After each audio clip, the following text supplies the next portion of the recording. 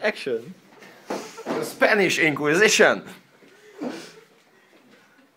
Sziasztok, mivel hétvége van, ezért kevés dolog van a táskámban. Mostanában biciklivel járok dolgozni, ezért egy hátizsákot hordok magamra.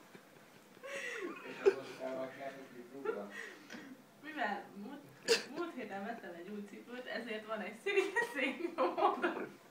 Szépen passzolni dobol. 2 héttel ezelőtt voltam Csillagúrán, ezért néhány darab papír zsebkendő bele egy táskámba. Van egy toll, posztit, ami nagyon hasznos, hogy valaki valamit. Bicikli hátsó lámpa, ami kontaktos és nem mindig működik. Néhány harisnya. Aztán haladhatunk tovább a kicsi zsebbe, ahol van egy félig használt bevásárló lista, egy használt buszjegy, gyógyszer,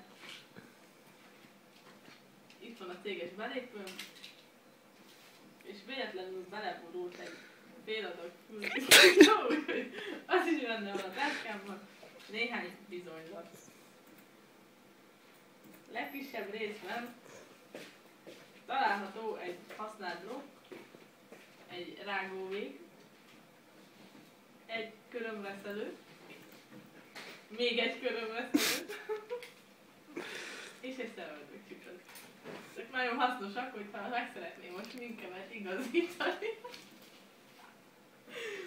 Az oldal zsebben némi használt zsebkendő van. A másikban egy tiszta zsebkendő. Remélem hasznos volt számotokra ez a videó. Sziasztok!